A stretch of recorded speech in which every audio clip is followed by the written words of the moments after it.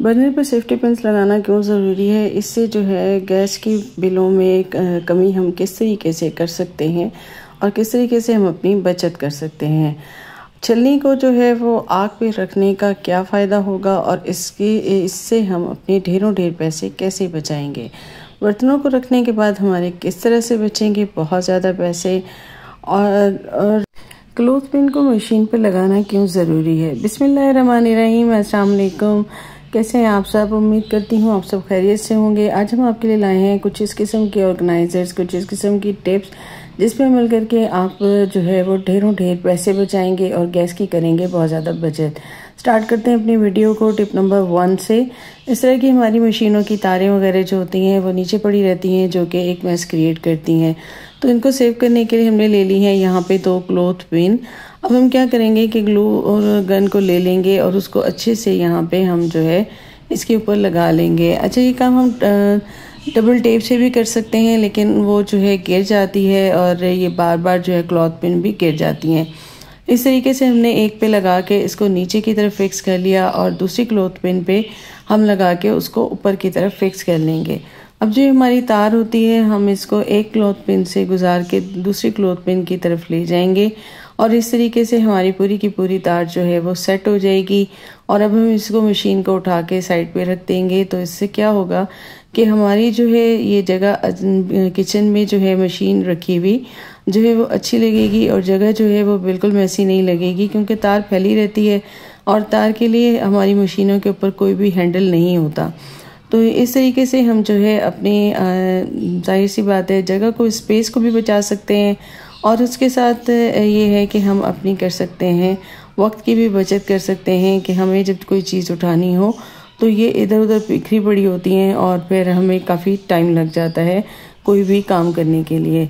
तो कैसी लगी ये वाली मेरी टिप। और इसी तरीके से आप जो है अपनी मशीनों की तमाम मशीनों पे इस तरह से एडजस्टमेंट करके और उनको बना सकते हैं ईजी, और आपका जो है काम बहुत आसान हो जाएगा। तो कैसी लगी टिप मुझे ज़रूर कमेंट करके बताइएगा। इस तरीके से आपकी मशीन देखिए बिल्कुल हो जाएगी सेट। आते हैं अपनी नेक्स्ट टिप की तरफ।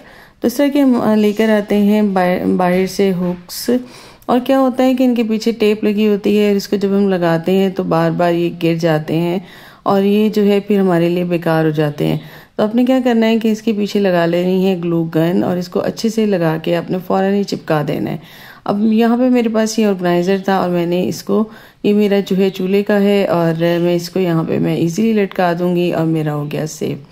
आते हैं अपने नेक्स्ट टिप की तरफ। तो यहाँ पे मेरे पास ये सर्दियों का मौसम है और जर्सियाँ निकली थी, तो इसकी ये छोटी थी और मैंने सोचा कि इसको मैं मॉप वगैरह बनाऊँ तो ये ज़ाया हो जाएगी। और इसका प्रिंट बहुत खूबसूरत था और ये काफ़ी अच्छा क्लॉथ होता है। तो हमारे घर पे जो है काफ़ी सारी चीज़ें ऐसी होती हैं जिनके ऑर्गेनाइजर्स बनाने की ज़रूरत होती है। तो मैंने इसकी बाजुओं को कट कर लिया और क्योंकि मुझे इसकी बाजू चाहिए नहीं थी और इसके बाद मैंने इसको उल्टा कर लिया।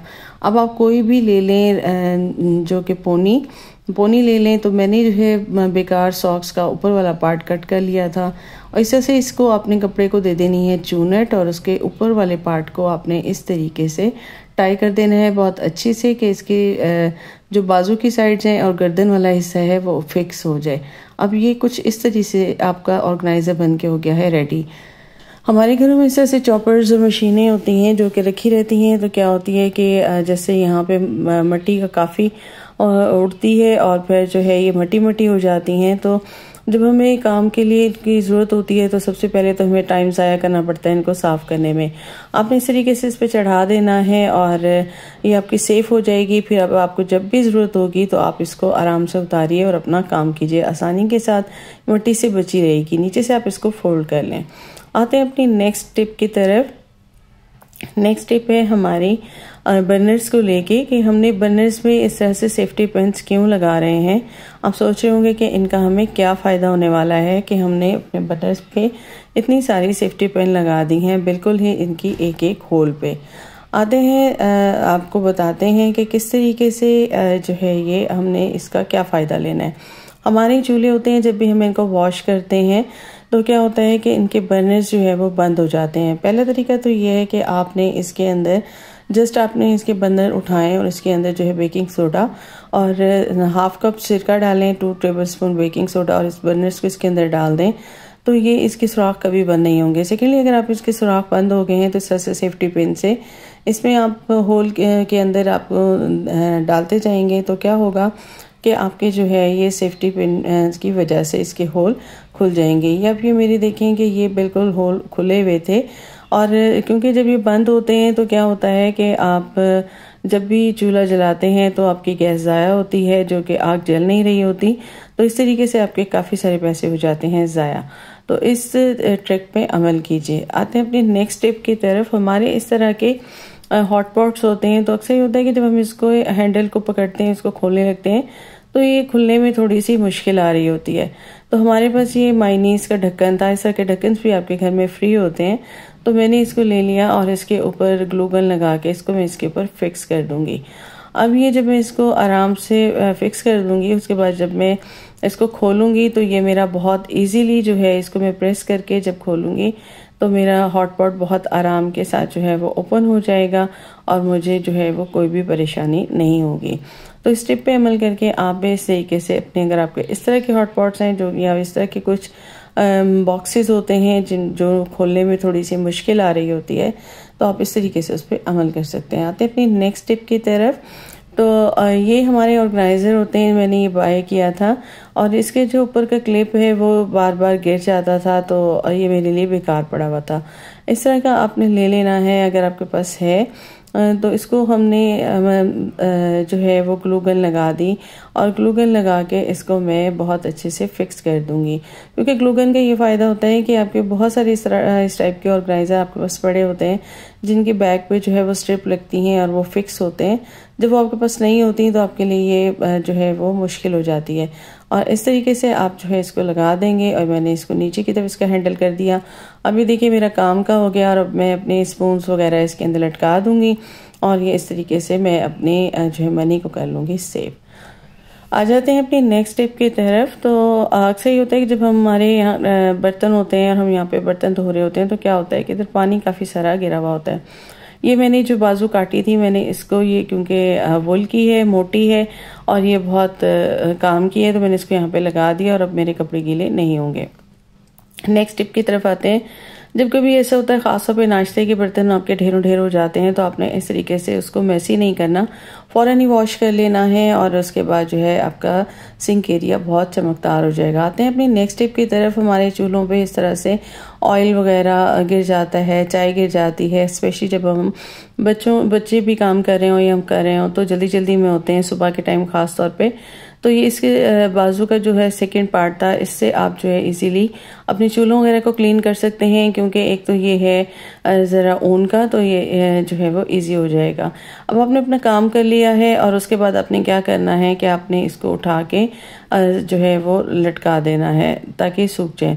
नेक्स्ट टिप की तरफ आते हैं, जिससे हमने अपने धोया था, अपना चूल्हा साफ़ किया था। इस क्लॉथ को आप वॉश कर लेंगे और इस तरह से एक हैंडल लगा लें अपने किचन में और उस पर आप इस क्लॉथ को लगा दें ताकि आपको स्मेली भी ना हो और इजीली सूख जाए। नेक्स्ट टिप की तरफ आते हैं। ये टिप है हमारी छलनियों को लेकर। चाय की ऐसी छलनियाँ होती हैं, तो ये देखिए जब ये इस पर हम इसको रगड़ते हैं तो इनकी जो है वो पत्ती निकल आती है, लेकिन वैसे ही जो है इसके आसपास जो है काफ़ी सारी पत्ती रह जाती है और वो जो है एक मैल की सूरत में बन जाती है। तो इससे क्या होता है कि हमारे जो है ये चाय की पत्तियाँ की जो ये छलनी होती है, तो ये ज़रा ख़राब हो जाती है, इसमें से चाय नहीं चलती। तो हम क्या करते हैं, इसको उठा के फेंक देते हैं और हम ले आते हैं नई। ये छलनियाँ अब हमारी बचाने वाली हैं बहुत ज़्यादा पैसे। किस तरीके से हमने इसको आग पे इस तरह से रख देंगे तकरीबन 3 से 4 मिनट, और ये देखिए इसका जो है ये जो मैल है वो जलना शुरू हो जाएगी, इसका धुआं और आग आपको बता रहा होगा। इस तरीके से आप जो है अपनी छलनियों को साफ़ कर सकते हैं। अच्छे से रिलेटेड मुझे एक बहुत ही अच्छा सा कमेंट याद आया। जब मैंने पहले अपनी छलनियों को वॉश करने के लिए इस तरीके से बताया था, तो मुझे एक कमेंट आया कि आपकी तो टिप का कोई फ़ायदा नहीं है, क्योंकि मैंने जैसे ही अपनी छलनी चूल्हे पर डाली तो जो है वो जल गई। तो ये एक भाई ने मुझे लिखा था, तो मुझे काफ़ी हंसी आई कि भाई आप देखें, मैंने तो बताया था कि लोहे की इस तरह की छलनियाँ जो हमारे पास होती हैं, और वैसे भी कॉमन सेंस की बात है, प्लास्टिक की छलनी को आप डालेंगे तो उसने जलना ही है। तो ये इस तरीके से देखिए जी, इसको मैंने उतार लिया है और अब इसको मैं जो है टैप कर लूँगी अपनी जो है काउंटर पे। और अब देखेंगे कि यहाँ पे काउंटर पे काफ़ी सारी मैल कुचैल होगी और जब मैं इसको अब रब करूँगी तो बिल्कुल ये नीट एंड क्लीन हो गई है।